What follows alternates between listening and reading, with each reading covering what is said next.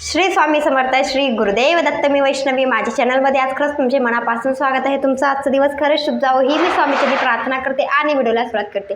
आजच्या व्हिडिओमध्ये आपण पाहणार आहेत की गुढीला कोणत्या रंगाची साडी घालायची, कोणत्या रंगाची साडी घालायची नाही, त्याचबरोबर गुढीची पूजा कशी करायची, कोणता मंत्र म्हणायचा, याची संपूर्ण माहिती या व्हिडिओमध्ये असणार आहे. व्हिडिओ शेवटपर्यंत पहा. आवडला तर एक लाईक नक्की करा. माझ्या चॅनलवर पहिल्यांदा आला असाल माझ्या चॅनलला नक्की सबस्क्राईब करा, ज्यामुळे तुम्हाला माझे सगळे व्हिडिओ बघायला भेटतील. चला तर मग व्हिडिओला सुरुवात करूया. एक गोष्ट लक्षात ठेवा, कोणताही सण आला की आपल्या सगळ्यांना माहिती असतं की नवीन कपडे घालणं, त्याचबरोबर खरेदी करणं खूप महत्त्वाची गोष्ट आहे आपल्यासाठी. पण गुढीपाडवा हा जर सण आला की त्याच्या आधी आपल्या घरामध्ये खूप खरेदी केली जाते. कपड्यापासून, सोन्यापासून, त्याचबरोबर वस्तूपासून आपण खरेदी करत असतो. म्हणजे असं म्हटलं जातं की गुढीपाडव्याच्या दिवशी जे खरेदी केली जाते त्याला शुभ मुहूर्त बघायची गरज नसते. तो 3.5 मुहूर्तापैकी एक दिवस मानला जातो.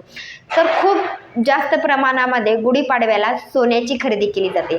खूप जण आपल्या आयुष्यामध्ये प्रत्येक दिवशी काही घेऊ नाही घेऊ, पण गुढीपाडव्याच्या दिवशी गरीब असेल किंवा श्रीमंत असेल, गुढीपाडव्याच्या दिवशी आपल्या घरामध्ये खूप गोष्टी घेण्याचा प्रयत्न करत असतो. म्हणजे नवीन काहीतरी घेण्याचा प्रयत्न करत असतो.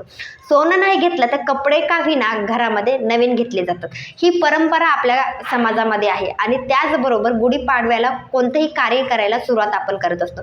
म्हणजे नवीन घर घेणं असेल, नवीन गाडी घेणं असेल, किंवा आपल्या लग्नाची बोलणी करणं असेल, म्हणजे कोणतंही कार्य करण्यासाठी आपल्याला मुहूर्त न बघता आपण त्या दिवशी आपण गृहप्रवेश असेल, कोणतंही कार्य आपण त्या दिवशी करत असतो. आणि त्या दिवशी केलेलं कार्य ही सफल होतं, चांगलं होतं असं मान्यता आहे. शास्त्रानुसार असं सांगितलं गेलं आहे. मग तुम्ही खूप जण आपण पाहतो की खूप जण सोन्याची खरेदी, सोनं असेल, चांदी असेल, किंवा कोणतंही गोष्ट असेल त्या दिवशी खरेदी केली जाते. हे झाल्यानंतर लक्षात ठेवायचं आहे गुढीला कोणत्या रंगाची साडी घालायची आहे. आता ह्या गोष्टी तर आपल्या सगळ्यांना माहितीच आहे. तर गुढीला कोणत्या रंगाची साडी घालायची ते मी तुम्हाला आधी सांगते. एक गोष्ट लक्षात ठेवायचं आहे, मकर संक्रांतीच्या वेळेस आपल्याला माहिती असतं की काळा रंग घालायला नाही पाहिजे, पांढरा रंग नाही घालायला पाहिजे.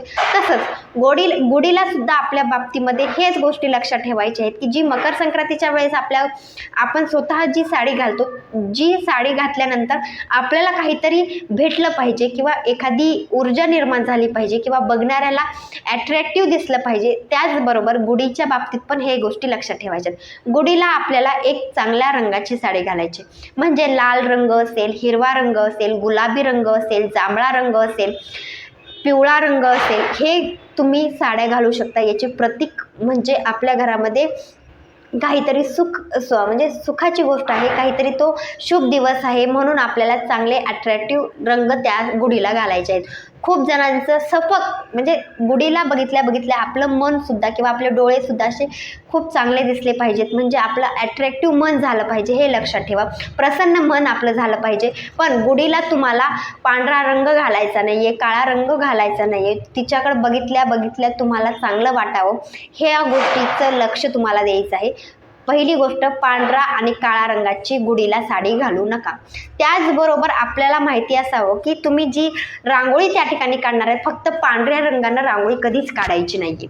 पांढऱ्या रंगामध्ये तुमच्याकडे रंग नसतील तर तुम्ही कुंकू, हळद मिक्स करून रांगोळी काढू शकता. म्हणजे त्या रांगोळीवर तुम्हाला हळदी कुंकू अर्पण करायचं आहे, त्याच्यावर टाकायचं आहे. पांढऱ्या रंगाचं काहीही तुम्ही गोष्टी त्या दिवशी करू नका. त्याचबरोबर आपलं घर सजवायचं आहे, आपला जी प्रवेशद्वार आहे, आपला जी उंबर आहे, त्याला हळदीचं लेपन करायचं आहे.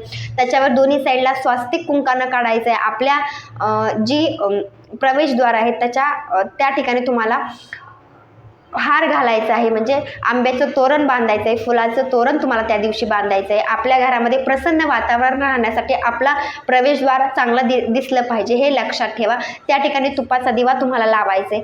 हे झाल्यानंतर ज्या ठिकाणी तुम्ही गुढी बसवणार असाल, गुढी उभा करणार असाल, खूप जणांचं आपल्याला पाहायला मिळतं की गुढी ही प्रवेशद्वाराच्या तिथं उभा केली जाते. खूप जण टेरेसवर उभा करतात, खूप जण गॅलरीमध्ये गुढी उभा करतात. म्हणजे तुम्ही ज्या ठिकाणी गुढी उभा करणार आहेत त्याच्या खाली एक पाट घेतला जातो. पाटाच्या खाली तुम्हाला रांगोळी काढायची आहे, म्हणजे स्वास्तिक काढायचे. पाटाच्या खाली स्वास्तिक काढायचं आहे, त्याच्यावर हळदी कुंकू अर्पण करायचे.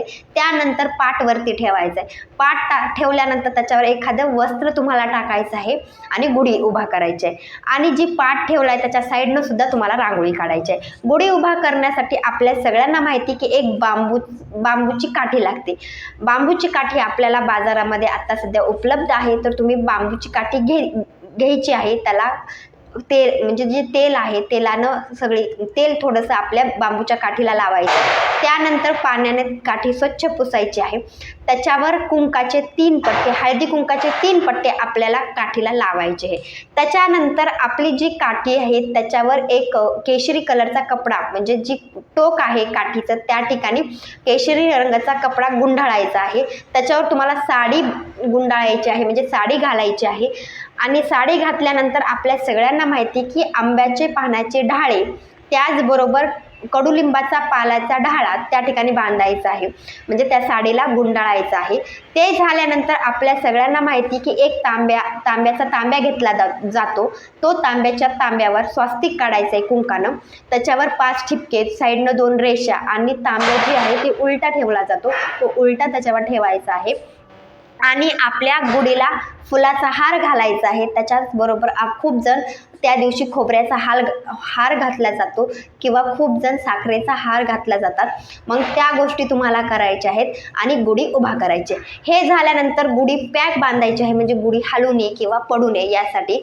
हे झाल्यानंतर आपल्या गुढीची म्हणजे गुढी उभा झाली की त्याच्यानंतर एक ध्यान मंत्र म्हणायचा असतो, ते म्हणून दाखवते. तर ब्रह्मध्वज नमस्तुते सर्वाभीष्ट फलप्रदे प्राप्त स्मिर सवत्वर्षे नित्य मदग्रहे मंगल कुरुहू असा मंत्र तुम्हाला म्हणायचा आहे. म्हणजे गुढी उभारली की तुम्हाला ध्यान मंत्र म्हणायचा आहे. नंतर पूजा करायला सुरुवात करायची आहे. खूप जण गुढी ज्या ठिकाणी उभा केली आहे जिथं पाट ठेवला आहे त्याच्यावर विड्याची पानं ठेवतात आणि एखाद्या वेळेस खूप जण तिथं फळं ठेवतात. नैवेद्य म्हणून फळं असेल, नारळ असेल आणि धूप लावतात, दिवा लावतात. ह्या गोष्टी खूप जणांच्या आपल्याला पाहायला मिळतात. तुमची जशी परंपरा आली आहे तशा परंपरेनुसार तुम्हाला पूजा करायची आहे. खूप जण गुढी उभा केले की तिथं दिवा आणि उदबत्तीच ओवाळतात आणि कडुलिंबाचा जी प्रसाद आहे त्याच्यामध्ये मध मिक्स असतो, कडुलिंबाचं 2-4 पानं मिक्स असतात, त्याच्यामध्ये जिरे, ओवा ह्या गोष्टी आणि गूळसुद्धा मिक्स असतो आणि ह्या गोष्टी एकत्र करून सगळ्या घरातले नैवेद्य म्हणून तो प्रसाद ग्रहण करतात. म्हणजे ज्याची त्याची परंपरा, मी आधी सांगते, परंपरेनुसार ह्या गोष्टी केल्या जातात. तुमच्या इथं जर तसं करत असेल तर तो नैवेद्य आपल्याला सगळ्यांना ग्रहण करायचा आहे आणि गुढीची पूजा करायची आहे. जर तुमच्या घरी नैवेद्य पुरणपोळी करत असाल तर पुरणपोळीचा नैवेद्य तुम्हाला त्या दिवशी दाखवायचा आहे. हे झाल्यानंतर खूप जण ती कडुलिंबाचा जी प्रसाद केलेला असतो तो सगळेजण ग्रहण करतात, तो गुढीला सुद्धा दाखवतात आणि त्याचबरोबर त्या ठिकाणी नारळ फोडलं जातं. म्हणजे ज्याची त्याची पद्धत आहे. एक सांगण्याचं तात्पर्य असं म्हणत आहे माझं की तुमची परंपरा जशी आहे किंवा तुमच्या इथं जशा प्रकारे गुढी उभा केली जाते तशा प्रकारे तुम्ही गुढी उभा करू शकता. आणि गुढी उभा झाल्यानंतर तुम्हाला ध्यानमंत्र पण म्हणायचा आहे.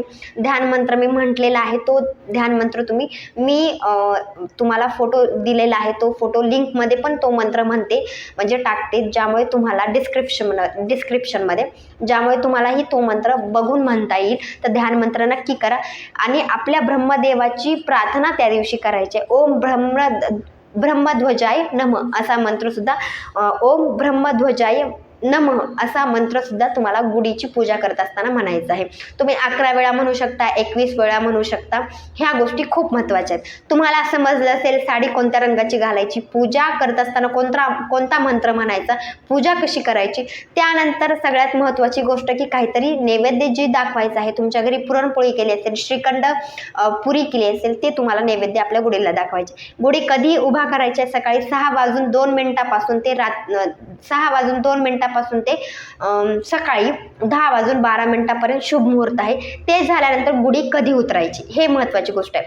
सूर्योदयापासून तुम्हाला गुढी उभा करायची आहे आणि उतरवायची आहे सूर्यास्तानंतर, म्हणजे सूर्य मावळायच्या वेळेस आपल्याला गुढी काढायची आहे. गुढी काढते वेळी सुद्धा पूजा करायची असते. धूप दीप एकदा दाखवायचा आहे, तुम्ही दूध दाखवू शकता आणि नंतर गुढी काढायची आहे.